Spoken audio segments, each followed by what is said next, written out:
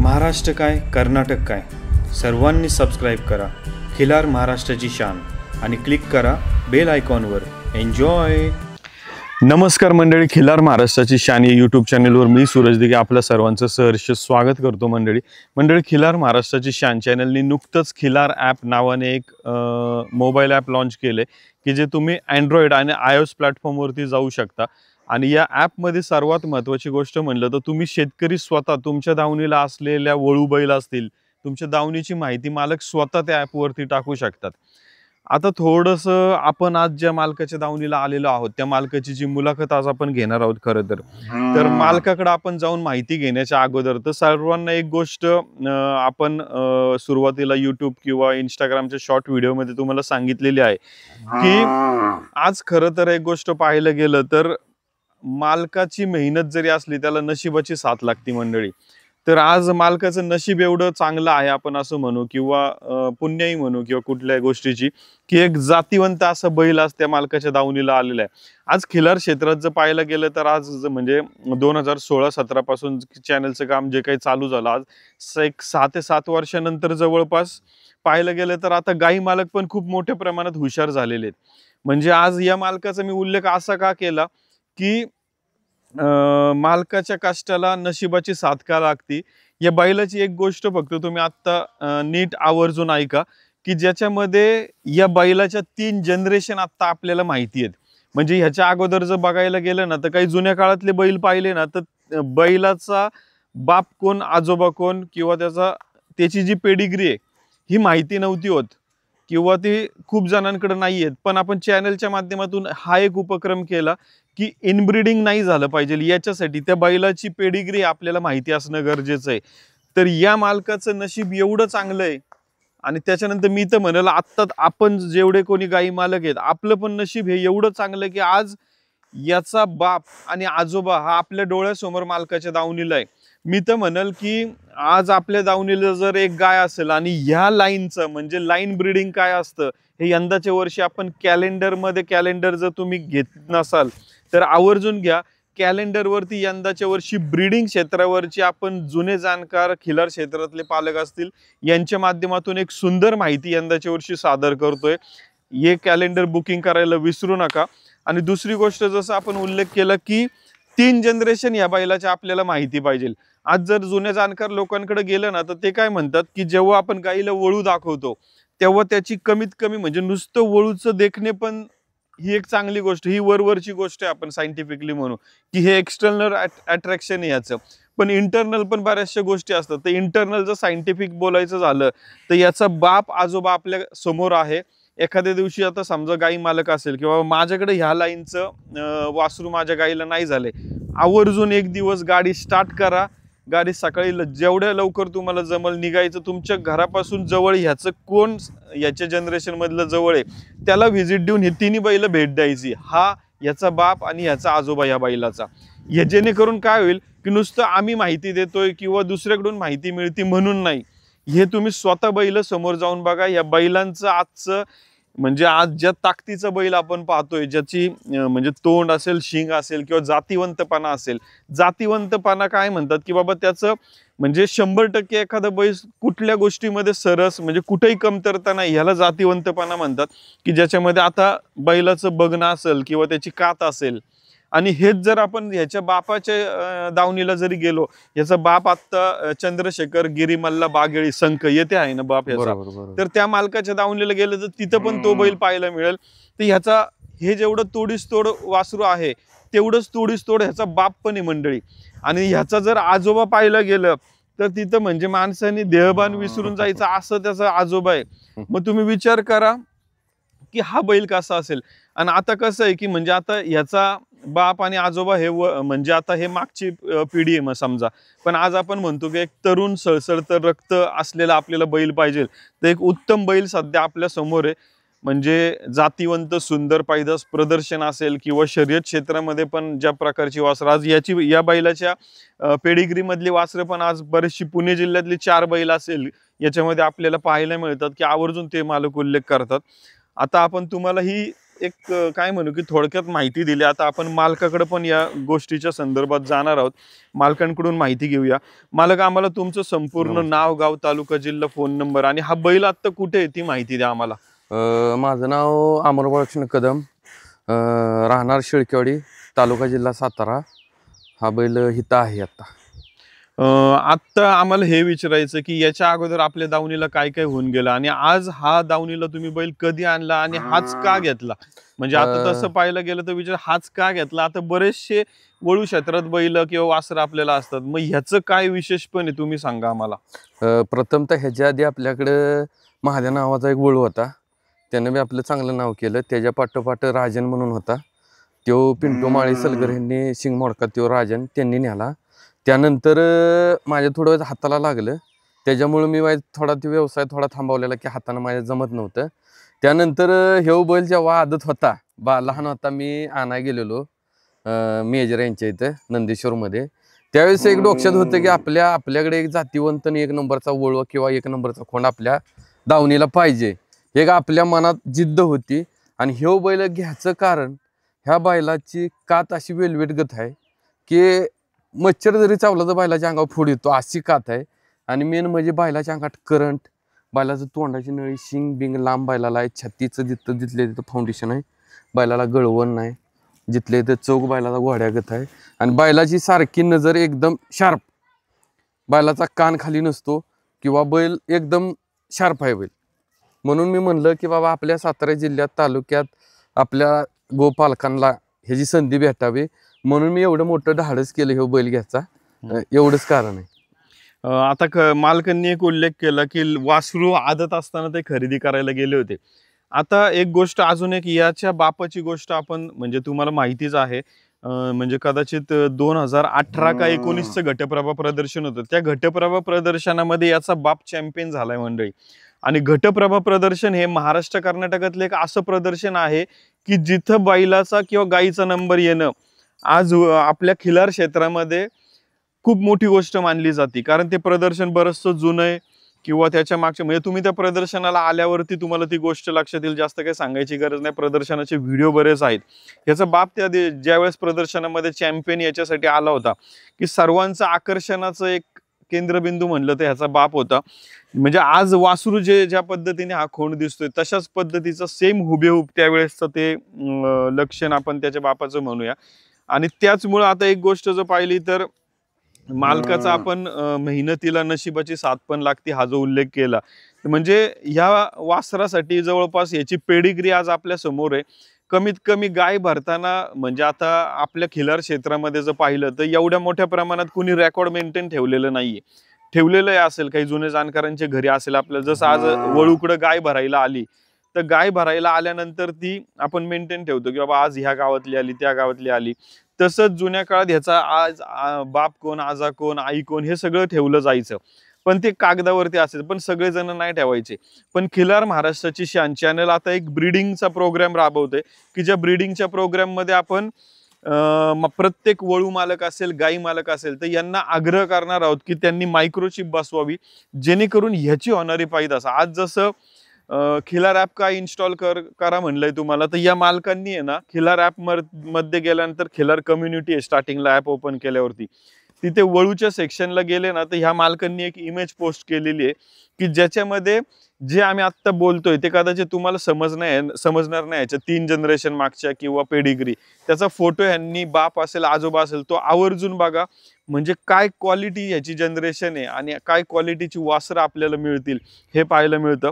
मालक, आता एक गोष्ट आम्हाला असं विचारायचं आहे की तुमचा सातारा भाग जर म्हणलं तर छकडी शर्यत असेल किंवा काय हे मोठ्या प्रमाणामध्ये चालतं. बरोबर.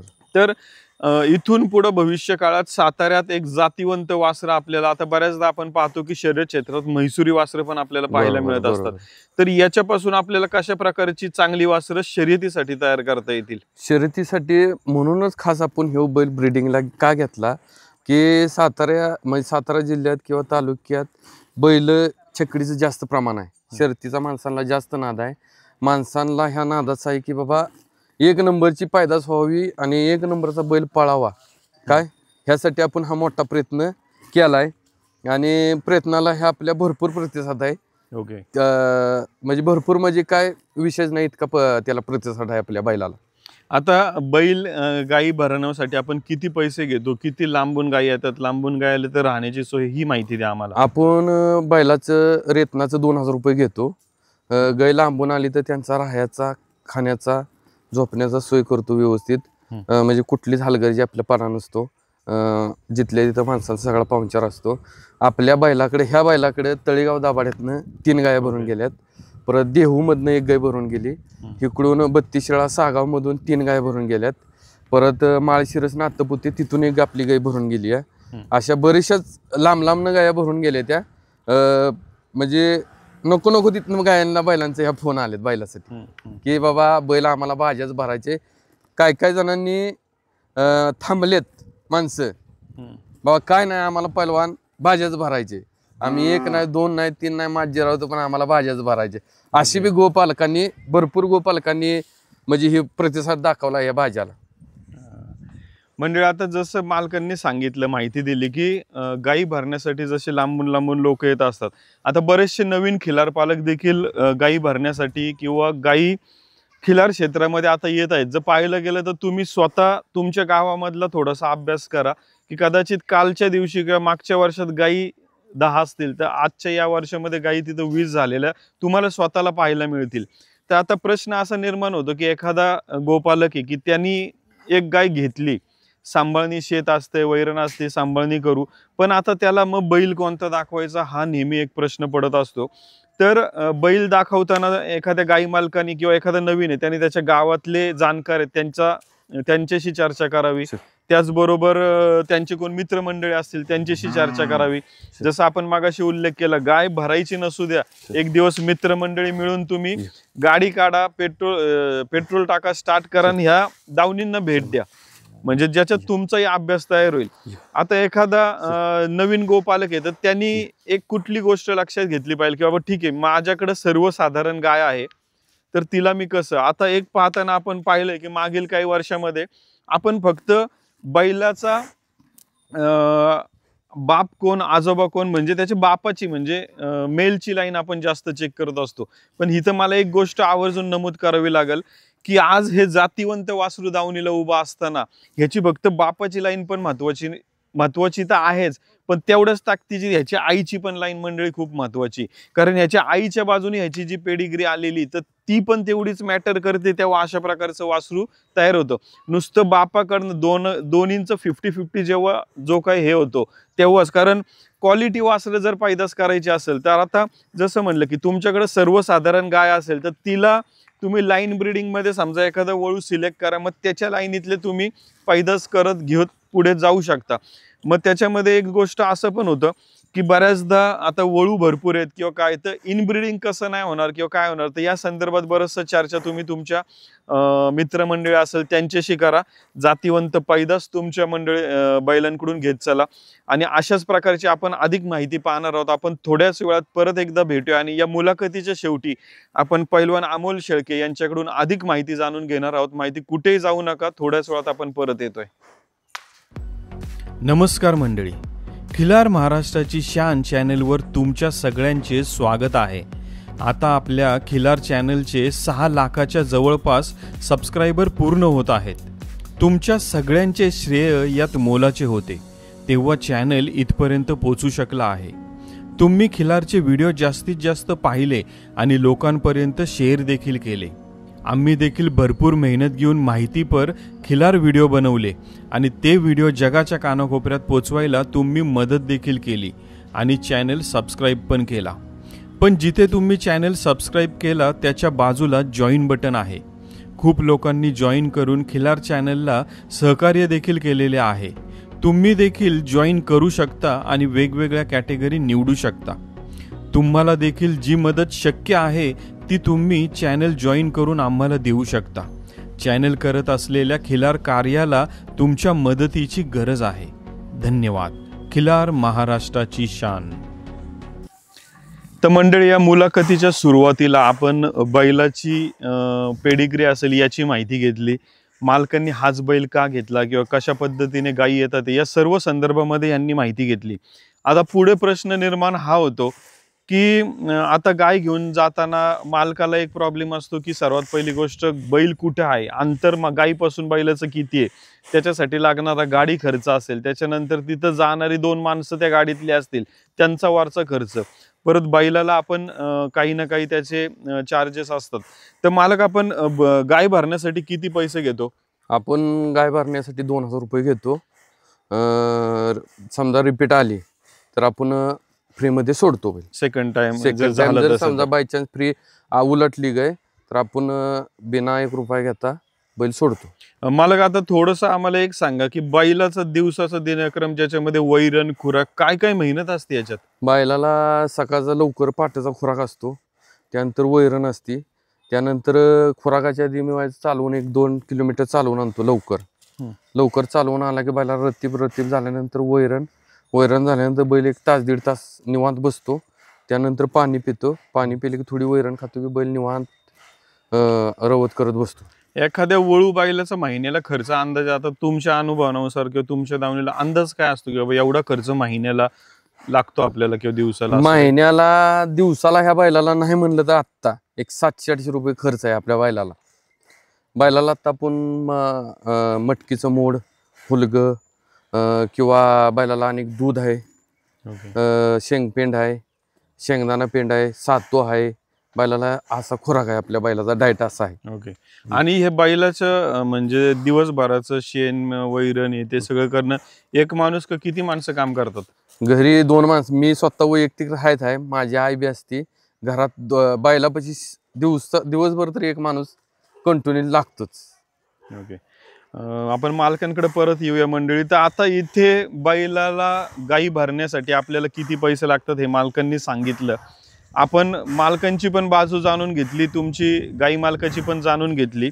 आता इथे एक गोष्ट म्हणजे ह्या दोन्ही बाजूच्या मध्यस्थी मी थांबून एक गोष्ट तुम्हाला सांगतो की मालक बोललेत की जर गाई परत आली तर ती आपण परत भरूया, पण जेव्हा गाई रिवर्स येते किंवा हे होते तर तिथे एक गोष्ट मी तुम्हाला अगोदरच म्हणजे नमूद करतो, गाई रिवर्स येते तिथं बैलाची अडचण नसते. जर सगळ्याच गायी गेलेल्या, सगळ्याच जर परत म्हणजे पलटी झाल्या किंवा काय म्हणतो आपण उलटल्या तर त्यावेळेस आपण बैलाचा प्रॉब्लेम असं म्हणतो. पण एखादी दुसरी गाय ती होणं तर तो गायीचा प्रॉब्लेम असतो मंडळी, किंवा गायीला प्रवास सहन नाही झाला, किंवा आपण काय म्हणू की कधी कधी काही प्रॉब्लेम असतो पिशवीला, तर ह्या अडचणी येतात.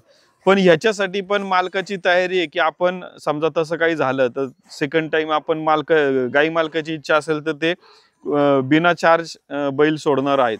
तर ही मोठी गोष्ट आहे की आपण म्हणजे ही गरज आहे मालकांची, कारण गाई मालक पण तिकडून येतोय. पण गाई मालकांना मला हे पण एक सांगणं आहे की मालक जेव्हा हे दावणीला सांभाळतो, त्यांनी सांगितलं ते स्वतः त्यांची आई असतील, भाऊ असतील, हे बघत असतात. म्हणजे आपण महाराष्ट्र कर्नाटक फिरत असताना ही गोष्ट आवर्जून पाहिली आणि पाहण्यात आली. दावणीला तुमच्या 10-20 गायी असू द्या आणि एक वळू बैल असू द्या, तुम्हाला त्या 10-20 गायींचं करायचं एवढं काही लागत नाही. पण ह्या वळू बैलाकडे आहे ना, आवर्जून एक माणूस त्याच्या शेजारी झोपणं असेल, त्याचं वैरण असेल त्याच्याकडे, म्हणजे त्या 10 गायींना एकदा टाकलं की तिकडं त्यांचं काम होऊन जाते. पण ह्याला आहे ना 24 तास बघणं असतंय. म्हणजे आता ह्या बैलाचं म्हणजे आता विशेष गोष्ट, खिलार कशासाठी ओळखली जाते तर खिलार सर्वात पहिले त्याचं शिंग कसं आहे, म्हणजे त्याचं देखणे पण अजून म्हणजे शिंग कसंही असू दे त्याच्याशी आपलं काही हे नाही, पण त्याच्यात त्याचा रुबाबदार अजून दिसतो. आता मालक 24 तास तुम्ही म्हणाल की कशाला तिथं पाहिजे वळूच्या इथं. आता हे बैलाला सवय असते, समजा आता कासरे आपण हे घट्ट बांधलेत, वर बांधलेत, कधी कधी कासऱ्यात शिंग घालण्यात, ह्या बैलांनी कासऱ्यात हे असेल किंवा लहान वासरू असेल, आपल्या समोर पण कळत न कळत हलकासा मुंगी एवढा जरी धक्का लावला तरी पुढील भविष्य काळात हे शिंग, त्याचं जी दिशा आहे जी धनुष्यबाणाची, ती दिशा चेंज पण होऊ शकते. मग उद्या एखादा समजा म्हणतो की यार मला हे शिंग अजून असत, तर त्याच्यासाठी मालकाची मेहनत याच्यात साधी नाही. त्याच्यामुळे मालकाचा खर्च जो काही 2-2.5 हजार किंवा जे काही असेल ते आपण द्यायला कानकूज नाही करायचं. आणि सर्वात महत्वाचं म्हणजे कदाचित तुम्हीच लांबून आले, कुठूनही आले, मालकांनी सांगितलं तळेगाव दाभड आहे जवळपास, इथनं कदाचित तळेगाव दाभड 150 किलोमीटर किंवा 150 नाही जास्त असेल, 150-200 तरी असेल. येण्या जाण्याचा खर्च कदाचित आपण एक 10-1 हजार पकडूया का दादा? हो 10-1 तर 10-1 हजार खर्च, पण त्या गाईला झालेलं वासरू या बैलाचं, जातीवंत अशा बैलाचं, ते तुम्हाला 10-1 हजार जो खर्च झालाय ते पुढील काळात तुमचं नाव करून देईल, ते सर्वात मोठी पहिली गोष्ट. त्याच्यानंतरची दुसरी गोष्ट, ते विक्रीला गेलं, वळूला तयार करायची कदाचित पॉसिबिलिटी असू शकते, गाई मालकाची तयारी असेल तर. आणि दुसरी गोष्ट, ती विक्रीला जरी पैदास ह्याची काढली तर ती कदाचित चांगल्या लाखोच्या घरात सध्याच्या घडीला जाणार. ही मोठी गोष्ट आहे. त्यामुळे एखाद्या वळू पालका, मी नुसतं हेच नाही म्हणत, महाराष्ट्र कर्नाटकातला जो वळू पालक असेल त्याच्याकडे जेव्हा जाता, पैसे त्याची जी फी असेल ती द्या, कारण कष्ट पण भरपूर आहेत. आता दुसरी गोष्ट, आता थोडंसं आता झालं हे विषय, आता थोडंसं आपण सध्याचं सर्वात मोठा विषय आहे की शर्यत क्षेत्रात. आता खरं तर आपण खूप सारी टॉपची बैल बघतो. ह्याच आज साताऱ्यामध्ये आपण उभे आहोत, लई बैल आहेत. त्यातल्या त्यात आता एक उदाहरण म्हणून आपण एक बैलच घेऊ, साताराचा बलमा असेल, गोडोलीचा, किंवा अजून बरीचशी बैल आहेत. या मालकांकडे स्वतःची काही बैल आहेत. तर मालक, आम्हाला थोडंसं हे विचारायचं की शर्यतीमध्ये खिलार जातीवंतच वासरं दिसण्यासाठी आम्हाला तुमच्या खरं तर मदतीची गरज आहे, की जेणेकरून आता जी काही पैदास होईल किंवा काय कशा पद्धतीने वासरं, जेव्हा गाईला, आता समजा गाय आली, तिला वासरांची खोंड झाले, तर त्या खोंडात सगळ्या क्वालिटी आहेत 100%, पण त्याला पुढे ट्रेनिंग किंवा हा भाग काय असतोय? मेन म्हणजे माणसानं किंवा कुणी गोपालकांनी खोंड झाल्यानंतर एक 8-9 किंवा 10 महिने होईपर्यंत खोंड झोपला नाही पाहिजे. त्याला नित्यनेम बाबा रतीब किंवा त्याला डाएट व्यवस्थित ठेवून एक 12 महिन्याशिवाय वासराला फेरा, 1 वर्षाचा झाल्याशिवाय वासराला फेरा काढा नाही. आता काय झालंय की माणसं आदतसाठी 7-8 महिन्याचं खोंड तयार झालं की लगेच पळवायला सुरुवात करते.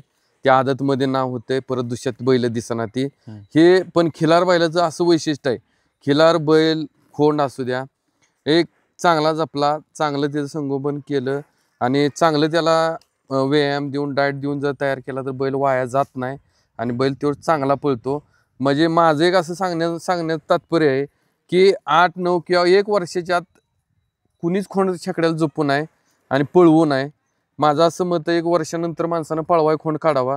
तो खोंड कडपर्यंत मरपर्यंत बैल पाळणार, मागं सरणार नाही.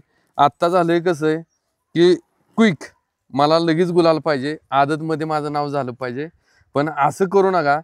आदतमध्ये जो बैल पळतो तो दुसऱ्यात पळत नाही, परत चौशात सायदातीत पाळला जातो, तोपर्यंत मालक कटाळतो आणि बैल विकून टाकतो. मालकाचं लक्ष जात नाही त्या बैलाकडे. त्यामुळं बरेचसेच बैलगाडी मालकांचं ह्यात नुकसान झालंय. आता नवीन युवा पिढीनं काय केलंय की आदतमध्ये पळवायचं, गुलाल घेतलं की तेवढंच नाव होतंय, हवा होती, तेवढी झाली की विषय संपला. परत बैल दुसऱ्यात पळत नाही, चौशात सायदातीत बैल पळायला जातो, तोपर्यंत माणसं काय पोरं काढत नाहीत.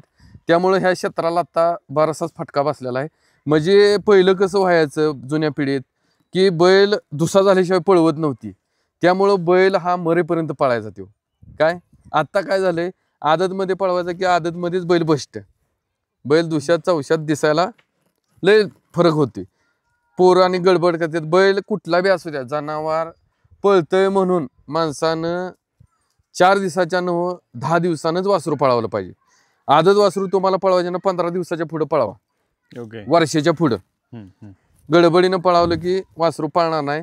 आणि मेन म्हणजे माझं असं मत आहे, खिलार जास्त वापरा शर्तीसाठी बी, आणि खिलारचा जेवढा तुम्ही उपयोग कराल तेवढा तुम्हालाही फायदा होईल. खिलार बैल जरी तो आत्ता कमी आला, 1 महिन्या 2 महिन्यानं व्यायाम देऊन त्याला तालीम देऊन बैल परत रुटीनला लागू शकतो. ओके म्हणजे आता इथं मालकांनी एक गोष्ट चांगली सांगितली आपल्यासाठी, की काय म्हणलं ते की बाबा नुसतं क्विक रिझल्ट साठी, म्हणजे सध्याच्या युगामध्ये शेतकऱ्याला, बैल मालकाला, गाई मालकाला सगळ्यांना क्विक रिझल्ट हवेत. पण या क्षेत्रामध्ये मालकांनी आपल्याला आता चांगली गोष्ट सांगितली की थोडा संयम पण ठेवा. तो संयम ठेवला तर पुढील काळ थोडंसं सुरुवातीला कोणतंही क्षेत्र असो, आता तुम्ही म्हणाल की असं नाही बाबा मला लगेच पाहिजे रिझल्ट, तुम्ही कुठल्याही क्षेत्रात जा, तिथं संयम ठेवला तर काही काळ मेहनत घेतली तर त्याचं उत्तम रिझल्ट पहिलवान मिळतंय आपल्याला, 100% भेटणार. तर ही माहिती आपल्याला त्यांनी दिली.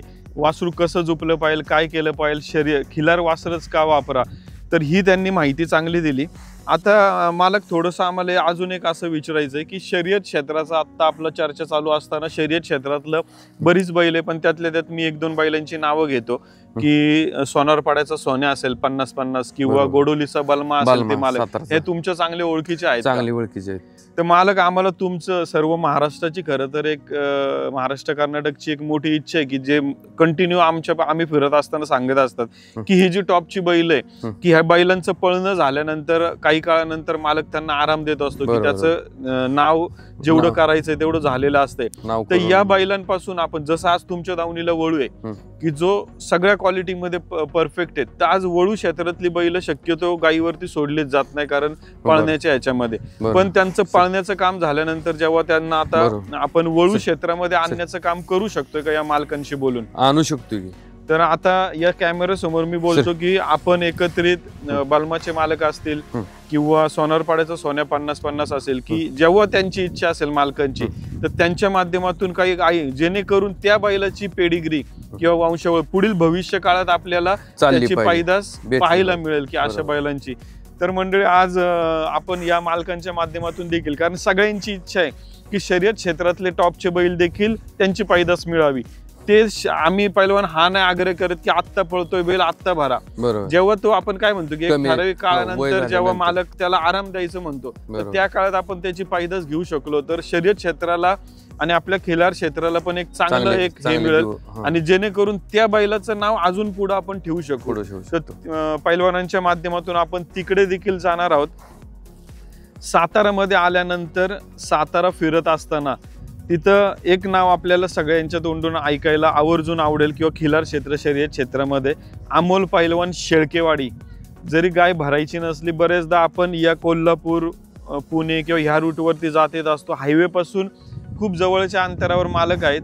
नुसतंच व्हिजिट द्यायला या समोरासमोर एक जातीवंत नाथखुळा वस्तू किंवा जातीवंत नाथखुळा खिलार एक वळू बैल आपल्यासाठी पाहण्यासाठी आहे. मालकांचं लोकेशन आपण खाली डिस्क्रिप्शन मध्ये दिलंय, फोन नंबर आहे. मालक, आम्हाला परत एकदा तुमचं नाव, गाव, तालुका, जिल्हा आणि फोन नंबर सांगा. माझं नाव अमोल बाळकृष्ण कदम, राहणार शेळकडी, तालुका जिल्हा सातारा. माझा मोबाईल नंबर 9921099274. मला खूप खूप धन्यवाद. तर मंडळी, अशाच प्रकारची अधिक माहिती आपण उद्याच्या भागात पाहणार आहोत. आणि सर्वात महत्त्वाचं म्हणजे अशा प्रकारचे जातीवंत सुंदर बैल तुम्ही स्वतः मालक ॲपमध्ये, खिलार ॲपमध्ये टाका. कारण आज कसं होतंय की खिलार चॅनल सगळीकडे फिरतोय, पण सगळ्यांना म्हणजे खिलार क्षेत्र आता एवढं वाढलं की हे फोटो आम्हाला पण टाकणं कधी कधी लोड होतंय. याच्यासाठी ॲपमध्ये अशी फॅसिलिटी आहे की तुम्ही स्वतः मालक त्याच्यामध्ये फोटो, व्हिडिओच्या लिंक टाकू शकता, माहिती टाकू शकता. तुमच्या दावणीला असलेल्या वळू बैलाच्या कुठून पैदास असेल, त्याची वंशावळ असेल, जसं मालक अमोल पैलवान शेळकेवाडी यांनी त्यांच्या बैलाची माहिती ॲपमध्ये टाकली, तसं प्रत्येक वळू मालक असेल, गाई मालक असेल, शर्यत क्षेत्रातले पण असतील, तर त्यांनी सर्वांनी टाकावी. आणि खिलार महाराष्ट्राची शान YouTube channel like, share, subscribe करा. जास्तीत जास्त माहिती बैलांची शेअर करा आणि सर्वांपर्यंत पोहोचवा. मंडळी, धन्यवाद. नमस्कार. खिलार महाराष्ट्राची शान ची टीम. आता या बैलाबद्दल सांगायचं म्हटलं तर मडसनाळ किंग काम्या हा ह्या बैलाचा आजोबा आणि घटप्रभा चॅम्पियन शंख सोन्या पाटलांचा हा ह्या बैलाचा वडील आणि त्याचा सुंदर असा हा बाजा बैल. अतिशय गरम लाईन आणि जी आपल्या सातारा छकडीमध्ये किंवा पुण्यासारख्या घाटामध्ये शर्यतीला जी वासरं पाहिजेत त्या लेवलचा बैल आज या ठिकाणी आमचे मित्र अमोल पैलवान शेळकेवाडी यांनी गोपालकांसाठी उपलब्ध करून दिला. त्याबद्दल मी त्यांचे मनापासून आभार मानतो. धन्यवाद.